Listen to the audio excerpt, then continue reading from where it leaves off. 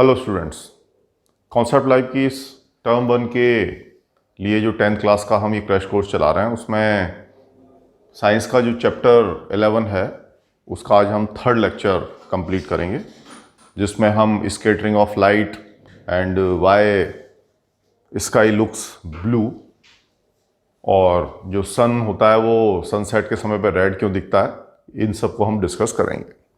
तो हम सबसे पहले तो स्कैटरिंग ऑफ लाइट समझ लें, ठीक है जी। तो इसके फिनोमिना तो आपके देखे हुए हैं कि भाई जो स्काई है वो आपको लाइट ब्लू या स्काई ब्लू जैसा दिखता है। ऐसे ही डीप सी में जो पानी का रंग होता है वो भी कुछ ना कुछ जरूर दिखाई देता है ना, तो एक डिफरेंट कलर होता है।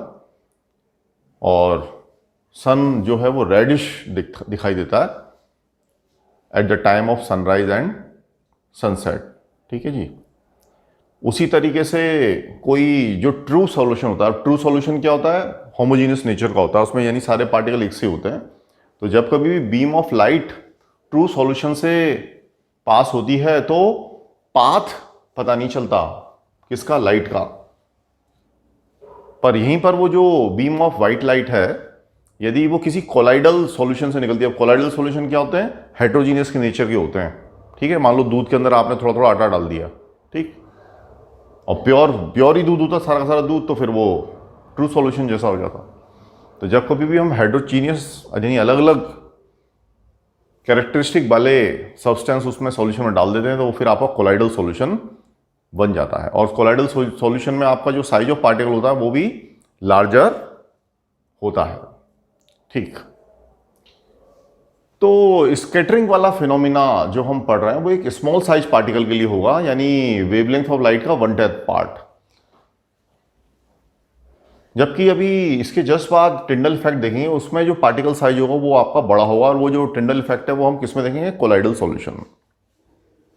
पर अभी तो चलिए पहले स्कैटरिंग ऑफ लाइट ही देख लें। तो सबसे पहले तो एक छोटा सा फॉर्मूला है, नहीं 10th क्लास के बच्चों को उसको याद रखने की जरूरत नहीं है, और फिर भी कोई भी नॉलेज है तो इधर उधर सीधी आ सकती है तो हमें देनी चाहिए। अब स्कैटरिंग कितनी होगी, तो उसकी जो इंटेंसिटी होती है, यानी इंटेंसिटी ऑफ इसकी स्कैटरिंग होती है, वो कलर की जो वेवलेंथ होती है ना, तो वेवलेंथ की 4th पावर के रेसिप्रोकल होती है। तो ये फॉर्मूला ये बोल रहा है कि जिसका लैम्डा कम होगा उसकी इंटेंसिटी ऑफ स्कैटरिंग ज्यादा होगी। अब जो व्हाइट लाइट आपकी सन की तरफ से चली है, आपको यहां पे सूरज दिखा रखा है, सन दिखा रखा है, तो यहां से तो व्हाइट लाइट चली, व्हाइट लाइट इधर से चली और कहीं दूर अर्थ है, तो अर्थ के एटमॉस्फेयर में जब ये व्हाइट लाइट पहुंचेगी सन की, तो वहां पर जो स्मॉल साइज पार्टिकल होंगे, तो वो जो स्मॉल साइज पार्टिकल हैं वो क्या करेंगे कि लाइट को एब्जॉर्ब करके उनका फिर से री एमिशन करेंगे इन ऑल डायरेक्शन। तो सन की रोशनी जब आएगी तो इसमें पर्टिकुलर कलर के लिए क्या होगा कि अर्थ के एटमॉस्फेयर में जो भी एयर के मॉलिक्यूल्स होंगे जिनका साइज इस ऑर्डर का है, वो उस व्हाइट लाइट को पहले तो एब्जॉर्ब करेंगे, ठीक, फिर रीएमिट करेंगे। बट वो रीएमिट क्या होंगे, हर डायरेक्शन में होंगे। यानी जो सन की रोशनी इस तरह से जा रही थी, इसको देखिए मैं किसी और फिगर में दिखाने की कोशिश करता हूं आपको।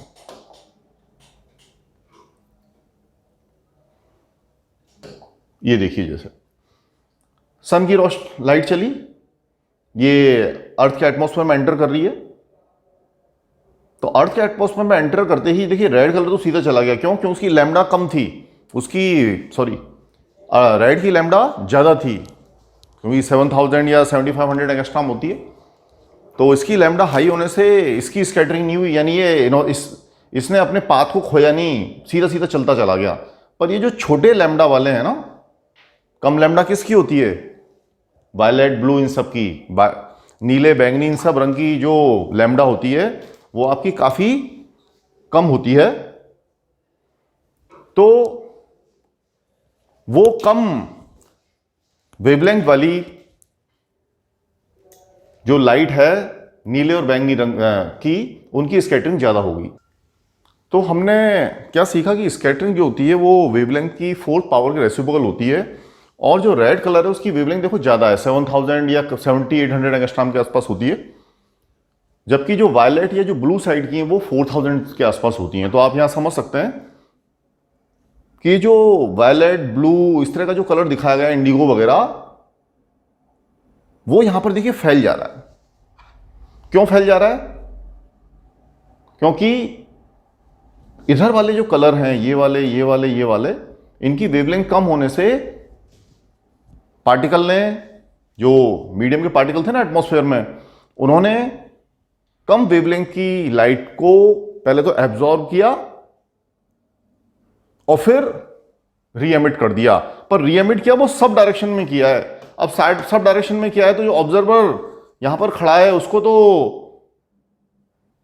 रेड, ऑरेंज, ये तो डायरेक्ट मिल गई 100%, पर ये सब जो है लाइट वो 100% नहीं मिली। क्यों? क्योंकि ये लाइट सीधी जाने की बजाय इनका मेजर पोर्शन वहीं पर फैल गया। तो बात को समझिए, रेड कलर वगैरह की स्कैटरिंग कम हुई क्योंकि उनकी वेवलेंथ ज्यादा थी, तो नील उनकी स्कैटरिंग हुई। पर ये जो कम वेवलेंथ वाले कलर हैं उनको मीडियम के पार्टिकल ने खुद ही एब्जॉर्ब करके रीएमिट तो किया, पर उस डायरेक्शन में नहीं किया, बल्कि में ऑल डायरेक्शन में फैला दिया। जबकि देखिए एक यूनिक डायरेक्शन में गई है, ऑरेंज, रेड, येलो वगैरह।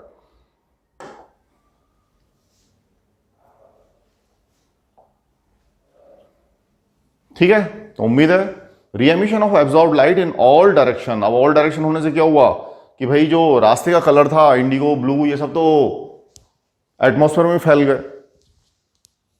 गए, तो उनका काफी छोटा बचा खुचा पार्ट ही अर्थ के सरफेस तक पहुंचा। जबकि जो एटमॉस्फेयर है ऊपर, जो हमें आसमान की तरफ दिख रहा है, वहां पर क्या है, ब्लू कलर चारों दिशाओं में हमको फैला हुआ दिखा।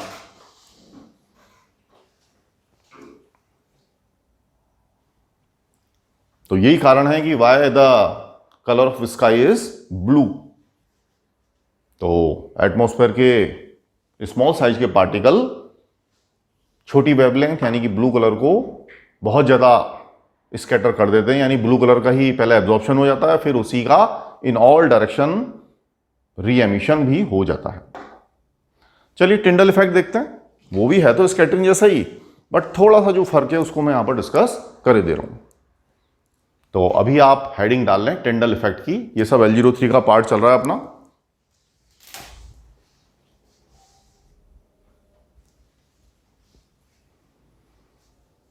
तो टिंडल इफेक्ट में जो पार्टिकल साइज है वो स्कैटरिंग वाले से थोड़ा 10 टाइम्स बड़ा या 9 टाइम्स बड़ा, ऐसा आप समझ लें, अप्रोक्सीमेट है। ये जो वेवियर इक्वल साइन दिखाते हैं ना, वेव जैसा, तो ये अप्रोक्सीमेट बताता है, एग्जैक्ट नहीं होता।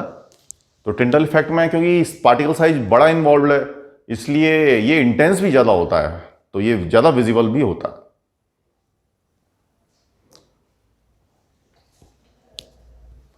तो phenomena of scattering of light by the colloidal particle give rise to Tyndall effect. अब कोलाइडल पार्टिकल का मतलब वही हो गया कि वो हेट्रोजीनियस मिक्सचर होता है। तो हम अच्छे से जानते हैं कि जो अर्थ का एटमॉस्फेयर है वो heterogeneous mixture of minute particle से बना हुआ है, जो कई तरह की गैसेस, धुआं और वेपर, ठीक है जी, और suspended particle of dust, molecules of air, और यानी कितने तरह की गैसेस के अलग अलग तरह के मॉलिक्यूल होते हैं। तो अब ये 10-20 तरीके की अलग अलग चीजें हो गई, गैस है, स्मोक है, पार्टिकल है, ये सब है। तो हम अर्थ के एटमॉस्फेयर को हम क्या बोलते हैं? Heterogeneous mixture. और कोलाइडल सॉल्यूशन में हमने पढ़ लिया क्या होता है, हेट्रोजीनियस मिक्सचर होता है। तो जब कभी भी बीम ऑफ लाइट इस तरीके के हेट्रोजीनियस मिक्सचर वाले पार्टिकल से टकराती है तो बीम का पाथ विजिबल हो जाता है। इस बात को ठीक से समझिए। तो उससे बीम का पाथ विजिबल हो जाता है। जैसे यहां पर देखिए टॉर्च चाहिए, टॉर्च से एक रोशनी छोड़ी, तो टॉर्च से रोशनी छोड़ी, तो ये जो रोशनी वाला पाथ है कि भाई किधर से गई, वो इस ट्रू सॉल्यूशन में तो पता नहीं चला। ट्रू सॉल्यूशन क्या होता है? होमोजीनियस पार्टिकल से बना हुआ है ना। तो होमोजीनियस पार्टिकल से बना हुआ जो ट्रू सॉल्यूशन है उसमें हमको पता ही नहीं चला कि लाइट का पाथ क्या है ना। इधर से खड़े हुए देखने में सिर्फ और सिर्फ हमको लिक्विड ही दिखाई देता रहा, हमें लाइट का जाने का ही पता नहीं चला। पर जब यही लाइट एक कोलाइडल सॉल्यूशन से गुजारी गई जिसमें कि हेट्रोजीनियस मिक्सचर के पार्टिकल थे, तो ये लाइट यहां से टकराने के बाद उन सारे पार्टिकल से स्कैटर हो गई, स्कैटर हो गए सिर्फ इस डायरेक्शन में जाने के बजाय वो इन ऑल डायरेक्शन फैल गई। और क्योंकि बिग साइज पार्टिकल इन्वॉल्व थे तो यहां इंटेंस या इसकी इंटेंसिटी भी ज्यादा रही, जिससे हमको क्या पता चल गया, ये जो यहां पर रेड कलर की जो बीम जा रही थी उसका पाथ हमको पता चल गया। और ये ऐसा होता भी कई बार, हम किसी अंधेरे कमरे में जाएं या कभी पिक्चर हॉल में आपने गौर किया हो कि एक पतली सी टनल दिखती है लाइट की, उसके अंदर काफी सारे ये स्मॉग और डस्ट पार्टिकल दिखाई देते हैं। तो कई बार हमारे अंधेरे कमरों में भी यदि कहीं सनलाइट आती है ना किसी छोटे से होल या छोटे से ओपनिंग से, तो वहां पर भी इस तरह का इफेक्ट दिख जाता है। जैसे यहां पर एक पिक्चर दिखाई हुई है कि ये आपका एक डेंस फॉरेस्ट है, डेंस फॉरेस्ट के पीछे कहीं दूर सन दिखाई दे रहा होगा। तो वो जो सन दिखाई दे रहा है उसकी जब रोशनी चली तो बीच के हेटेरोजीनियस मिक्सचर के चलते जो लाइट है वो वहां पर स्कैटर्ड हो गई बिग साइज पार्टिकल से। तो हमको ये इस तरह की रेज दिख रही हैं आपको, तो ये पाथ ऑफ लाइट का हमें पता चल गया। यहां भी दिख रहा होगा आपको, एक हेटेरोजीनियस मिक्सचर वाला ग्लास में कुछ कुछ भर रखा है, लिक्विड लाइट छोड़ी तो देखिए इस तरह से पाथ दिखने लग गया। और यदि ये स्कैटरिंग नहीं होती तो हमें लाइट का पाथ भी ना दिखता। तो लाइट का पाथ तब दिखता है जब वो बीच के हेटेरोजीनियस पार्टिकल से टकराकर स्प्रेड इन ऑल डायरेक्शन, यदि वो एक ही डायरेक्शन में चलती चली जाती तो हमें कभी भी लाइट का पाथ नहीं दिखता। अब स्कैटर रिंग ऑफ लाइट से कौन सा कलर दिखेगा वो size of the heterogeneous mixture के पार्टिकल पर डिपेंड करता है। जो बहुत ही छोटे पार्टिकल होते हैं वो मेनली ब्लू लाइट को स्कैटर करते हैं, और ऑब्वियसली जो बड़े साइज के पार्टिकल होते हैं वो लॉन्गर वेवलेंथ जैसे ऑरेंज रेड इनको करते हैं स्कैटर। और बहुत ही बड़ा साइज हो तो फिर वो स्कैटर्ड लाइट वाइट भी दिख सकती है, क्योंकि बहुत बड़ा पार्टिकल क्या करेगा, सारे ही कलर्स को स्कैटर कर देगा। तो सारी कलर जब मिल जाएंगे वहां पर तो फिर से वही वाइट लाइट बन जाएगी, तो स्कैटर्ड लाइट भी आपकी वाइट बन जाएगी। तो टिंडल इफेक्ट और स्कैटरिंग में ये फर्क है कि भाई स्कैटरिंग में स्मॉल साइज पार्टिकल ने इन्वॉल्वमेंट लिया और टिंडल में थोड़े पार्टिकल का साइज बिग था, और बिग साइज होने से हमें इंटेंसिटी भी हाई मिली। साथ ही टिंडल इफेक्ट से हमें क्या पता चलता है, पाथ ऑफ बीम। ठीक है जी, तो पाथ ऑफ बीम कैसा था, जबकि इस वाले फिनोमेना से हमको क्या पता चल रहा है कि भाई स्काई का जो कलर है वो ब्लू दिखता है, या अभी देखेंगे सनसेट वगैरह में वो रेड क्यों दिखता है। तो दोनों का ऑब्जेक्टिव अलग अलग ही है। टिंडल इफेक्ट में अल्टीमेटली हमको पाथ ऑफ बीम पता चल जाता है। अब फिर से उसको ब्लू कलर क्यों दिखाई दिया उसको हम देखेंगे, तो आप तब तक एक बार इसको पढ़ लीजिए।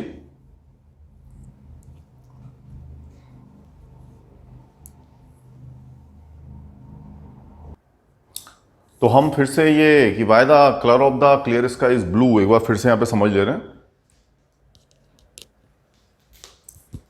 तो एटमॉस्फेयर के जो भी कंस्टिट्यूएंट पार्टिकल होते हैं उसमें एयर, कुछ वेपर, ये सब होते हैं जिनका की जो साइज होता है वो विजुअल लाइट से काफ़ी कम होता है। ठीक है जी, ये वेवलेंथ सब याद भी ना हो तो भी एक हल्का सा आइडिया रख लें कि भाई वायलेट की कम होती है और रेड साइड की, ऑरेंज साइड की 7000 या 7500 के आसपास होती है। तो रेड लाइट जो होती है लगभग ब्लू से 1.8 टाइम्स उसकी वेवलेंथ ज़्यादा होती है। तो जब कभी सनलाइट एटमॉस्फेयर से गुजरती है, जो फाइन पार्टिकल होते हैं जिनका साइज छोटा है, तो वो ब्लू कलर को यानी शॉर्टर वेवलेंथ को ज़्यादा स्ट्रांगली स्कैटर करता है ना जी। तो इतना ही वो ध्यान रख लें कि जब भी सनलाइट अर्थ के एटमॉस्फेयर से एंटर करती है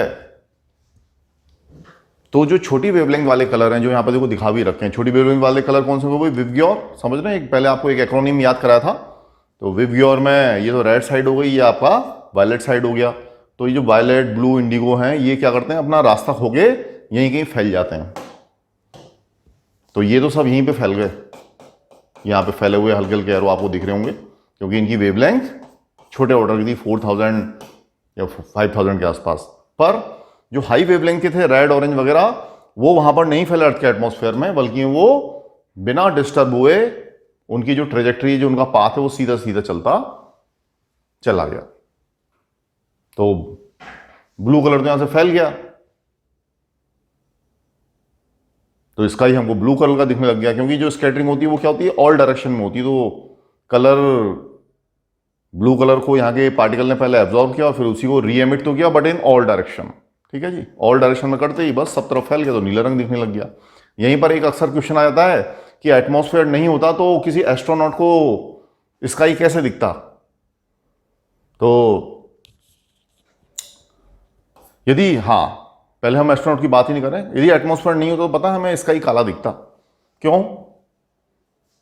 क्योंकि एटमॉस्फेयर नहीं होता तो किसी की स्कैटरिंग भी नहीं होती, स्कैटरिंग नहीं होती, सारा का सारा रोशनी क्या होती, सीधी चली जाती, सीधी चली जाती, तो यहां पर कोई रंग फैलता ही नहीं, रंग फैलता ही नहीं, तो जब कोई रंग नहीं है तो उसको हम क्या बोलेंगे, काला रंग बोलेंगे।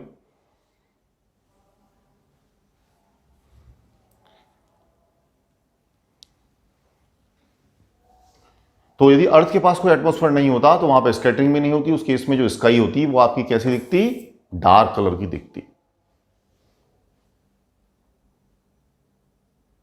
उसी तरीके से वो पैसेंजर या जो एस्ट्रोनॉट होते हैं वो बहुत ही वेरी वेरी हाई एल्टीट्यूड, बहुत ऊंचाई पे उड़ते हैं, उनको भी ये जो स्काई है वो काला कलर का दिखता है, क्योंकि बहुत ऊंची हाइट पर स्कैटरिंग का फिनोमिना उतना प्रोमिनिएंट नहीं होता।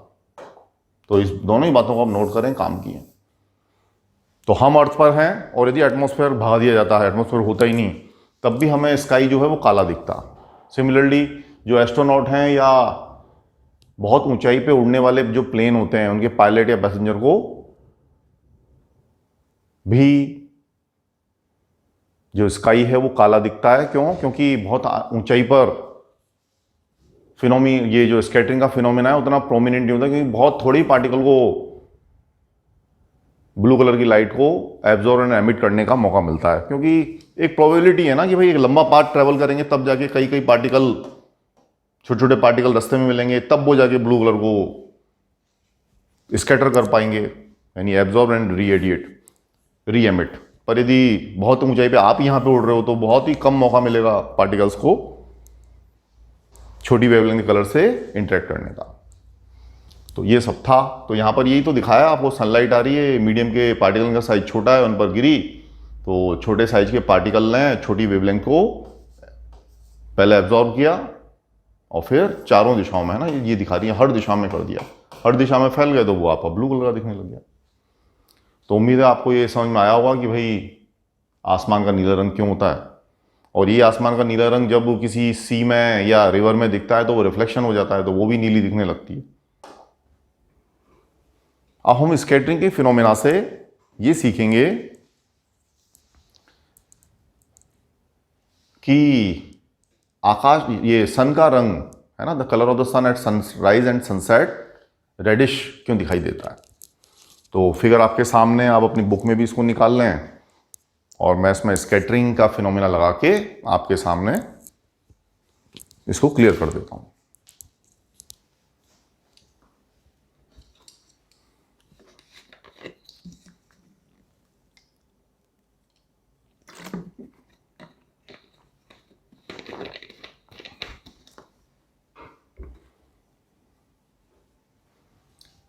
तो जब कभी भी सन जो होता है वो हॉराइजन के पास होता है, ठीक है जी, तो ये वाली कंडीशन दिखाइए, सन नियर हॉराइजन। ऑब्जर्वर कहां पे खड़ा किया आपने, यहां पर, तो ऑब्जर्वर हमने ये खड़ा कर दिया। तो एक तो 12 बजे वाली स्थिति होगी, 12 बजे पे हम जानते हैं कि सन हमारे एकदम ओवरहेड ऊपर की तरफ होता है, और एक ये शाम की 6 बजे वाली जो स्थिति है कि 6 बजे की कंडीशन में जो सन है वो हॉराइजन के पास चला जाएगा। अब आप खुद सोच सकते हैं यदि 12 बजे सन यदि यहाँ से लाइट एमिट करता है तो ये तो हुई अर्थ का सरफेस यानी ग्राउंड, और ये एटमॉस्फेयर यहाँ तक की इतनी दूरी तक ये एयर वगैरह है, यानी जो सॉलिड ग्राउंड होता है वहाँ से लेके एटमॉस्फेयर, उसके बाद आप भी जानते हैं 100 किलोमीटर के बाद खत्म हो जाता है एटमॉस्फेयर। तो जब ये सन से लाइट चली तो इतना छोटा सा पाथ, 12 बजे वाले तो इतना छोटा path of white light of sun को स्कैटर होने का मौका मिलता है। पर शाम को 6 बजे की बात करें तो आप खुद सोच सकते हैं, ये जो लाइन दिख रही है ना आपको यहां से लेके यहां तक की, देखो इसकी लेंथ इस वाले से तो ज्यादा ही है। इसको मैं मिटा दे रहा हूं सबको, तब आप मेरी बात समझ पाए। बताइए आप कौन सा पाथ लंबा है, ये वाला लंबा है या ये वाला लंबा है, बताइए। तो खुद आपको दिख रहा होगा कि ये पाथ उससे तो काफी 3 गुना 4 गुना दिख रहा है। तो शाम को 6 बजे जब सन की रोशनी चलेगी तो ज्यादा लेंथ ऑफ पाथ ट्रेवल करने से ज्यादा प्रोबेबिलिटी हो जाएगी कि ज्यादा पार्टिकल को स्कैटरिंग में लाइट के साथ स्कैटरिंग करने का मौका मिले।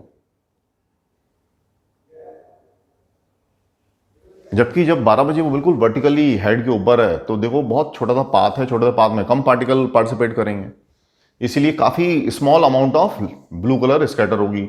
जबकि जब यहां है तो सारा ब्लू कलर स्कैटर हो जाएगा और जो कुछ आपकी आंखों तक पहुंचेगा वो सिर्फ रेड रेड रेड रेड ही पहुंचेगा। तो ये पाथ लेंथ के चलते शाम को 6 बजे जब सन होराइजन के पास है तो लंबा पाथ ट्रेवल करने से ज्यादा ब्लू कलर जो है वो स्कैटर हो गया, वो बेचारा रास्ते में ही फैल गया। जब रास्ते में ही ब्लू कलर फैल गया तो अर्थ के सरफेस पे खड़े ऑब्जर्वर को सिर्फ और सिर्फ रेड कलर ही देखने को मिलता है। तो most of the blue light and shorter wavelength are scattered away by the particle,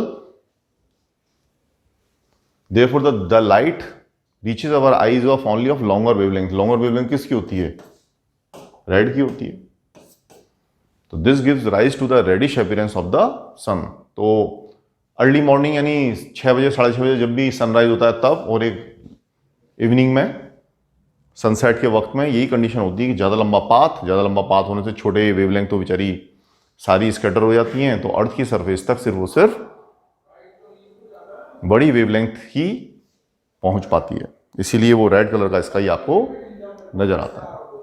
अब हम लेक्चर 03 में कुछ क्वेश्चन देख ले रहे हैं। तो जो क्वेश्चन है वो आपके इस तरीके से दिख रहे हैं आपको कि why do the star twinkle. तो ये हमने आपको बताया था कि ये डिफरेंट मीडियम है, तो डिफरेंट मीडियम होने से ये लाइट चली तो वो जैसे ही डिफरेंट मीडियम आएगा थोड़ा सा बेंडिंग हो जाएगी, फिर और बेंडिंग हो जाएगी, समझ रहे हैं। तो कोई जो ऑब्जर्वर होगा उसको फाइनली लाइट कहां से आती हुई दिखती है, इस तरह से दिखेगी। और फिर ये अर्थ के एटमॉस्फेयर में क्योंकि हवा बह रही है तो लगातार जो लेयर्स हैं उनके रिफ्रैक्टिव इंडेक्स भी बदल रहा है। तो लगातार रिफ्रैक्टिव इंडेक्स बदल रहा है तो लाइट की बेंडिंग भी बार बार डिफरेंट उस पर हो रही है। तो इस ऑब्जर्वर को कभी प्लेनेट वहां दिख रहा है, कभी फिर इधर दिखेगा, तो पोजीशन भी बदल जाती है और लाइट का पाथ भी बदल जा रहा है, जिससे पोजीशन बदल जा रही है। तो कभी दिखता भी है, कभी नहीं भी दिखता, तो उसको हम क्या बोलेंगे, स्टार ट्विंकल कर रहे हैं, है ना। तो due to atmospheric refraction star twinkle as well as their position also shifted. अब ये जो बड़े बड़े प्लेनेट हैं वो ट्विंकल नहीं करते। क्यों नहीं करते? क्योंकि प्लेनेट की डिस्टेंस उतनी दूर नहीं है। प्लेनेट जो है वो स्टार के कंपेरिजन में पास है, तो उनका बड़ा साइज है। तो बड़ा साइज होने से मैंने उस पर कई सारे इस तरह के छोटे छोटे पॉइंट बना लिए।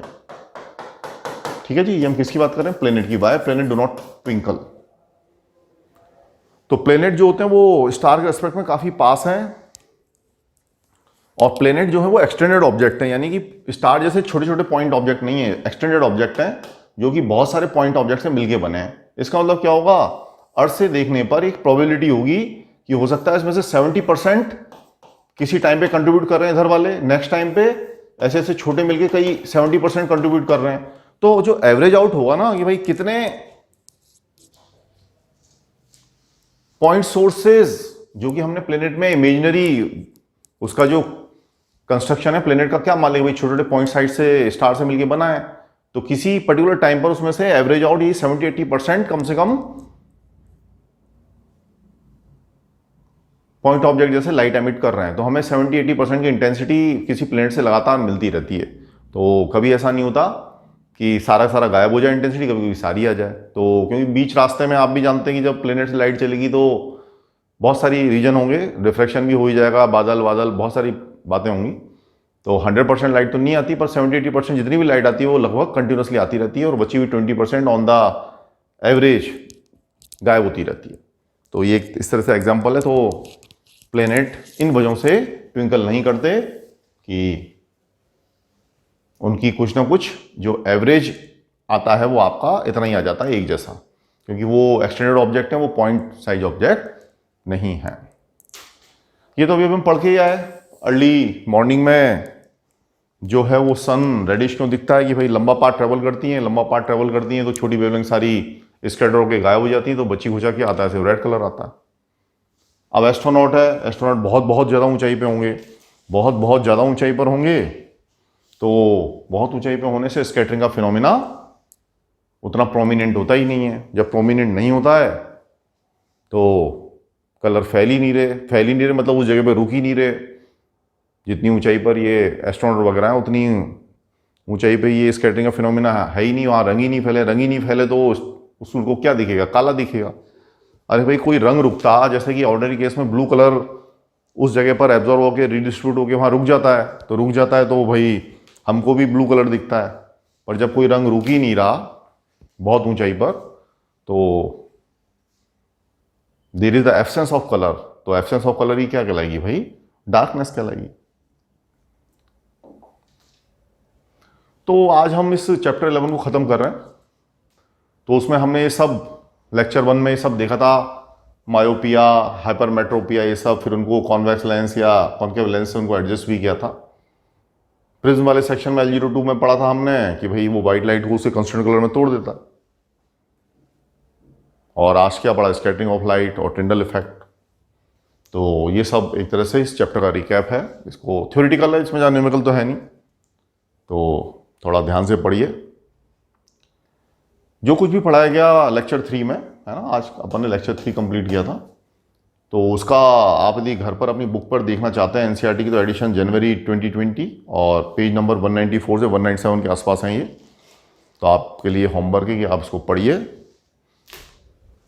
तो पिक्चर्स फिगर्स वगैरह के थ्रू ये सारे फिनोमेना आपको दिखाने की कोशिश की है, सब में एक एफर्ट जाता है। तो यदि आपको लेक्चर पसंद आया हो और ये स्लाइड्स वगैरह पसंद आई हो तो हमारे चैनल को सब्सक्राइब करिए। Thank you.